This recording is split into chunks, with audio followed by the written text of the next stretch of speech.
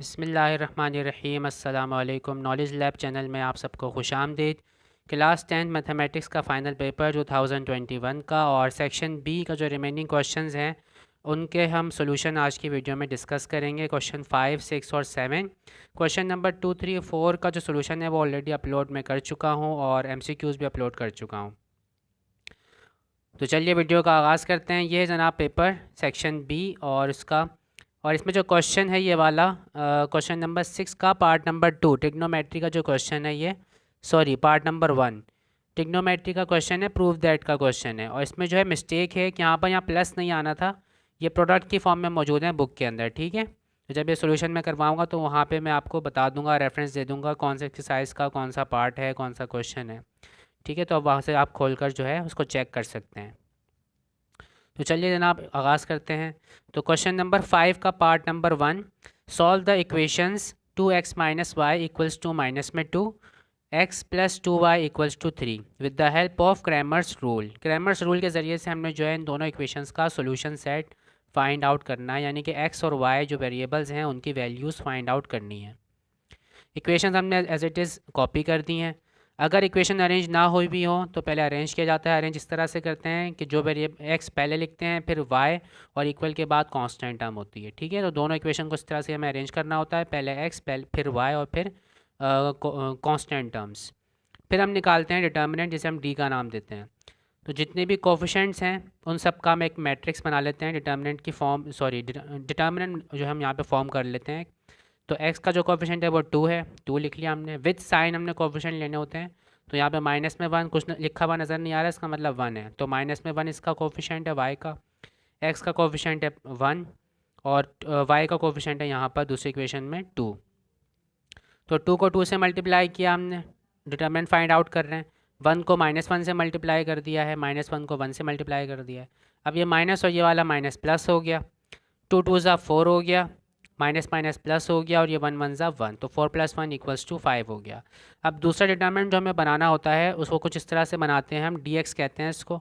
और dx हम इस तरह से फॉर्म करते हैं कि कांस्टेंट जो टर्म्स हैं इनको हम जो है रिप्लेस करते हैं इस वाले डिटर्मिनेंट में। जो डी हमने बनाया था इसके अंदर जो सेकंड वाला कॉलम है ये एज इट इज़ रहता है, -1 और 2 एज इट इज़ हमने कॉपी कर दी है। लेकिन ये जो फर्स्ट वाला कॉलम है इसका, ये जो है इसकी जगह हम लिखते हैं -2 और ये 3, जो कांस्टेंट टर्म यहाँ पे लिखी होती हैं वो यहाँ पर फर्स्ट कॉलम में लिखते हैं जब dx निकालते हैं। तो dx = -2 3 -1 और ये 2 हो गया। उसके बाद डिटर्मिनेंट हम फाइंड करेंगे, -2 को 2 से मल्टीप्लाई किया हमने। उसके बाद ये इसका मेथड होता है, सेंटर में माइनस आता है और फिर 3 को मल्टीप्लाई कर दिया -1 से, तो -1 × 3। तो -2 को 2 से मल्टीप्लाई करेंगे तो माइनस में 4 आएगा, माइनस माइनस ये वाला प्लस हो जाएगा और 3 1 ज़ा 3, तो -4 + 3 ये होता है -1। डी वाई जब फाइंड करेंगे तो डी के अंदर पहला वाला कॉलम एज इट इज़ रहेगा, सेकंड वाला जो कॉलम है ये रिप्लेस कर देंगे हम कांस्टेंट टर्म से, -2 और 3 से रिप्लेस कर दिया हमने। डिटर्मिनेंट फाइंड आउट किया इसका, तो यह आया 6 + 2 और 6 + 2 = 8 होता है। अब x की वैल्यू फाइंड करते हैं तो dx/d और y की वैल्यू फाइंड करते हैं तो dy/d। तो x की वैल्यू फाइंड कर रहे हैं हम, dx की जगह हमने रखा dx की वैल्यू -1 और d की जगह हमने रखी d की वैल्यू 5, तो -1/5 ये एक x की वैल्यू आ गई हमारे पास। सिंप्लीफिकेशन इसमें नहीं हो रही, कोई कैंसलेशन वगैरह नहीं हो रही है। y = dy/d, dy हमारे पास आया है 8, तो 8/d की जगह में लिखा 5, 8/5 हमारे पास ये y की वैल्यू आ गई। उसके बाद हमने फाइनल सोल्यूशन सेट लिख दिया है, -1/5, 8/5। ठीक है, डायरेक्टली अगर आपके पास साइंटिफिक कैलकुलेटर है तो आप वेरीफाई कर सकते हैं आंसर को, और इसका मेथड मैं ऑलरेडी इसके लिए वीडियो अपलोड कर चुका हूँ। तो प्लेलिस्ट आप चेक कर सकते हैं कि HU991EX कैलकुलेटर के नाम से जो है वो प्लेलिस्ट है, उसमें वहाँ जाकर आप इसको चेक कर सकते हैं। नेक्स्ट हमारे पास क्वेश्चन नंबर 5 का सेकंड पार्ट है, एलिमिनेशन का सवाल है। एलिमिनेट करना है टी को हमें इस इन इक्वेशन से। एलिमिनेट का मतलब ख़त्म करना है, मिटाना है। टी को ख़त्म करना है हमने। x = a × 1 - t² / 1 + t², y = b × 1 - t² / 2t²। ठीक है, इन दोनों इक्वेशन से हमें टी एलिमिनेट करना है, टी को गायब करना है। तो x इक्वेशन हमने लिखी। अब देखिए इन दोनों इक्वेशंस के अंदर जो है 1 - t² और 1 - t² मौजूद है। ठीक है ना, तो जो चीज़ दोनों इक्वेशंस में मौजूद होती है उसको हम क्या करते हैं, डिनोमिनेटर में लेकर आ जाते हैं। ठीक है, ताकि हमें जब सब्ट्रैक्शन हम करवाएंगे तो वहाँ पर हमारे लिए एलसीएम लेने में जो है आसानी हो जाएगी। ठीक है, तो अब हम क्या करेंगे, इक्वेशन को थोड़ा अरेंज कर लेंगे। किस तरह से अरेंज करेंगे, 1+t² देखें यहाँ डिनोमिनेटर में, जब दूसरी तरफ जाएगा तो न्यूमरेटर में चला जाएगा।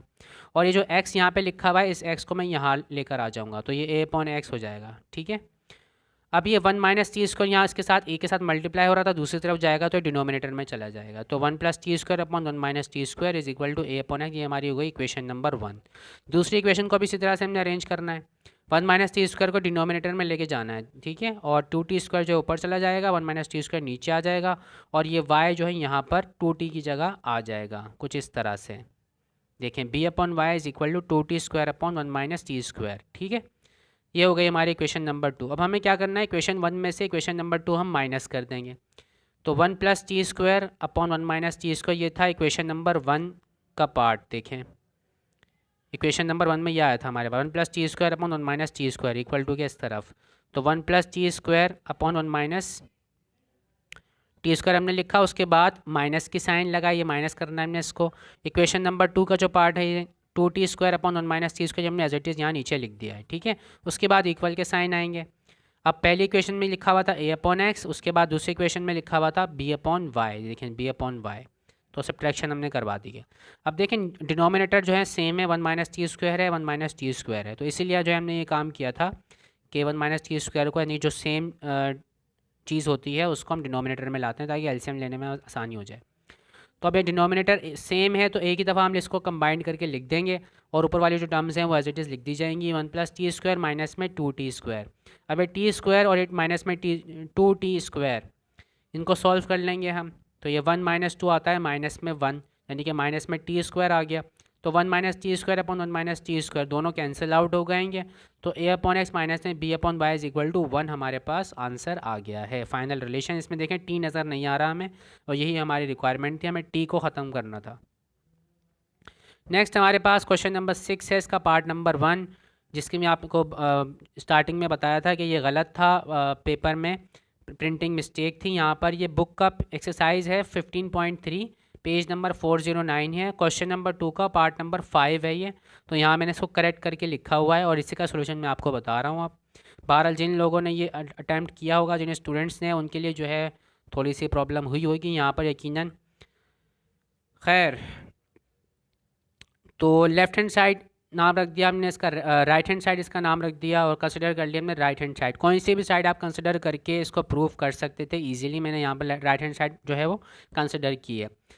तो राइट हैंड साइड हमारे पास है cot बीटा sec² बीटा। अब आइडेंटिटी थी हमारे पास sec² थीटा = 1 + tan² थीटा। ठीक है, तो ये हमने आइडेंटिटी अप्लाई कर दी है। sec² थीटा की जगह, sec² बीटा की जगह हमने जो है ये पुट कर दिया है, तो 1 + tan² बीटा। तो बुक में जो आइडेंटिटीज़ गिवन है वो थीटा की फॉर्म में गिवन है, तो रेफरेंस मैंने उसी फॉर्म में दिया है। और यहाँ जो हमारे पास क्वेश्चन है उसमें बीटा था एंगल, तो हमने यहाँ पर बीटा पुट किया है।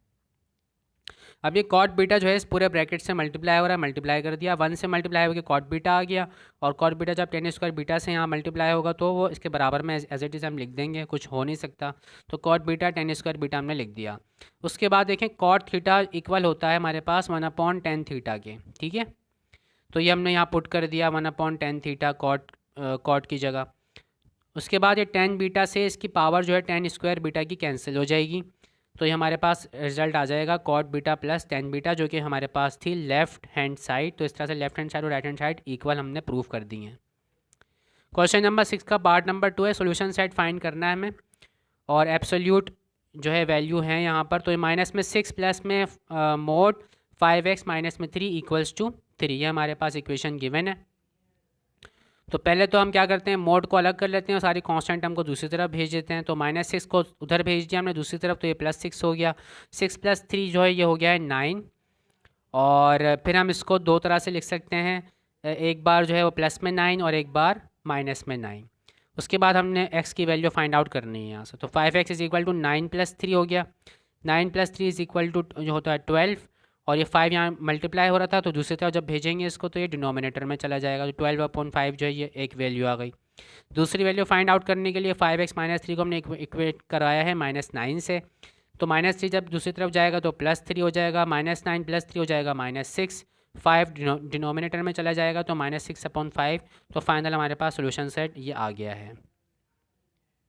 क्वेश्चन नंबर 7 का part number 1, a kite has 120 metre of string attach to it. एक काइट है जिसके साथ स्ट्रिंग धागा बंधा हुआ है, डोर बंधी हुई है, 120 मीटर उसकी लंबाई है। तो लेट सपोज अगर यहाँ पे काइट थी तो ये जो है हमारे पास यहाँ तक ये जो है स्ट्रिंग की हमने लेंथ है 120 मीटर, और एंगल ऑफ एलिवेशन जो है हमें गिवन है 60 डिग्री। एलिवेशन का मतलब हॉरिजॉन्टल से ऊपर की जानिब, ठीक है। एक होता है एंगल ऑफ डिप्रेशन, वो हॉरिजॉन्टल से नीचे की जानिब होता है। तो फिलहाल हमें एलिवेशन गिवन है, यानी हॉरिजॉन्टल से ऊपर की जानिब ये एंगल है, ठीक है। 60 डिग्री एंगल हमें गिवन है। How far is it above the hand of holding. अब कितनी दूर है वो हैंड ऑफ होल्डिंग, यानी जिस हाथ में डोर हमने पकड़ी हुई है उससे कितनी दूर है जो काइट है। तो ये डिस्टेंस हमें एक्स फाइंड आउट करना है, ठीक है। तो एक्स फाइंड आउट करना है, ट्रिग्नोमेट्रिक रेशियोज हम अप्लाई कर सकते हैं यहाँ पे। तो बेस हमें पता है, इस एंगल के लिहाज से अगर बात करें तो ये जो है हमारे पास क्या है, बेस है, एक राइट एंगल ट्रायंगल हमने बना लिया है ये, और ये हाइपोटेन्यूस है, ठीक है, 90 डिग्री एंगल के सामने वाली साइड। तो cos 60 is equal to x/20 base upon hypotenuse कर दिया हमने। उसके बाद हमें x की वैल्यू फाइंड आउट करनी थी, तो 120 multiplied by cos 60 is equal to x हो गया। तो x इज़ इक्वल टू हो गया 120 मल्टीप्लाइड बाय 1/2, cos 60 की वैल्यू 1/2 पुट कर दिए। 2 1 ज़ा 2, 2 60 ज़ा 120 होता है, कैंसिलेशन करा दी तो 60 मीटर हमारे पास आंसर इसका आ गया है। उसके बाद क्वेश्चन नंबर 7 का second part, solve 2x² + 5x - 3 quadratic equation है ये। वेरिएबल की हाईएस्ट पावर अगर 2 है तो ऐसी इक्वेशन को हम कहते हैं quadratic equation. By using quadratic formula इसे हमें सॉल्व करना है, यानी एक्स की वैल्यू फाइंड करनी है। तो कंपेयर कर दिया हमने इसे स्टैंडर्ड फॉर्म से, स्टैंडर्ड क्वाड्रेटिक इक्वेशन लिखना चाहिए था, यहाँ पे ये गलती हो गई है जनाब। Comparing it with standard quadratic equation, यहाँ ये गलती हो गई है, इक्वेशन आएगा यहाँ पर। तो ax² + bx + c = 0 हमने इससे कंपेयर कर दिया इस इक्वेशन को, ठीक है। बाज़ औक़ात ऐसा होता है कि इक्वेशन जो है वो अरेंज हुई भी नहीं होती है, यानी सबसे पहले होनी चाहिए वेरिएबल की हाईएस्ट पावर, फिर वेरिएबल की पावर 1, फिर उसके बाद कांस्टेंट टर्म, फिर इक्वल के साइन के बाद 0 होना चाहिए, ठीक है। अगर इस तरह से अरेंज नहीं हुई भी क्वेश्चन में तो पहले इस तरह से अरेंज कर लें। अच्छा, ज़रूरी नहीं है कि उसमें सारे की सारी चीज़ें जो हैं वो मौजूद हों, जैसे कि एक्स की पावर 1 हो सकता है मिसिंग हो सकता है उसके अंदर जो है इक्वेशन में कांस्टेंट टर्म मिसिंग हो। तो लेकिन ये एक्स की पावर 2 का होना लाजमी है, अदरवाइज़ इक्वेशन जो है वो क्वाड्रेटिक नहीं रहेगी, ठीक है। तो इक्वेशन अगर अरेंज नहीं होती तो हम अरेंज कर लेते हैं। फिलहाल जो हमें क्वेश्चन गिवन है इसमें अरेंज हुई भी है इक्वेशन, तो हमें कोई वर्किंग करने की ज़रूरत नहीं पड़ी, डायरेक्टली हमने कंपेयर करवा दिया इसको स्टैंडर्ड इक्वेशन से। तो x² + bx + c = 0 ये स्टैंडर्ड फॉर्म है क्वाड्रेटिक इक्वेशन की। तो कंपेयर करवाने पर हमें देखें x² के साथ जो कोफिशिएंट है ये a है हमारे पास, और जो x के साथ कोफिशिएंट है ये b है, और जो कांस्टेंट टर्म है ये c है हमारे पास, ठीक है। और विद साइन हम यहाँ पे इनको वैल्यूज़ को लेते हैं। तो a = 2 हो गया, b = 5 और c की वैल्यू हो गई -3, क्योंकि यहाँ माइनस था इसलिए। अब क्वाड्रेटिक फार्मूला हमने अप्लाई कर दिया है, x = -b + √b² - 4ac/2a। तो सारी वैल्यूज़ हमने पुट कर दी है। b की जगह रखा हमने 5, b की जगह हमने 5 पुट कर दिया, इसका स्क्वायर लगा दिया, माइनस में 4 था, फिर a की जगह हमने लिखा 2 और c की जगह लिख दिया हमने -3। नीचे भी 2a था तो 2 और a की जगह लिख दिया हमने 2। अब सिंप्लीफिकेशन कर रहे हैं, 5 का स्क्वायर होता है 25, ये वाला माइनस और ये वाला माइनस जब मल्टीप्लाई होंगे तो हो जाएगा प्लस, 4 2 = 8, 8 3 हो जाएगा 24, 25 और 24 को ऐड करेंगे तो आ जाएगा 49, उसका स्क्वायर रूट लेंगे तो आ जाएगा 7। अब ये प्लस और माइनस में दो तरह की वैल्यूज़ हैं तो उनको अलग अलग सॉल्व करना पड़ेगा, तो आइदर और कर लेंगे, एक दफ़ा प्लस और एक दफ़ा माइनस कर लेंगे। तो -5 + 7 ये हो जाएगा हाँ 7 जो है वो ग्रेटर वैल्यू है तो पॉजिटिव वैल्यू आएगी। 7 में से 5 को माइनस कर दिया हमने, 2 आएगा, तो 2/4 आया। कैंसिलेशन की, 2 1 ज़ा 2, 2 2 ज़ा 4, तो 1/2 हमारे पास x की एक वैल्यू आ गई है। क्वाड्रेटिक इक्वेशन है, इसके दो आंसर्स आते हैं, ठीक है। तो x = -5 माइनस में 7/4 ऐड किया हमने, माइनस सेम साइन होते हैं तो एडिशन होती है, ठीक है ना। यहाँ पे डिफरेंट साइन थे तो सब्ट्रैक्शन होगी, सेम साइन है तो हमने कर दी है एडिशन, और दोनों के दोनों साइन जो हैं वो सेम हैं, नेगेटिव हैं, तो रिजल्ट भी हमारे पास नेगेटिव ही आएगा।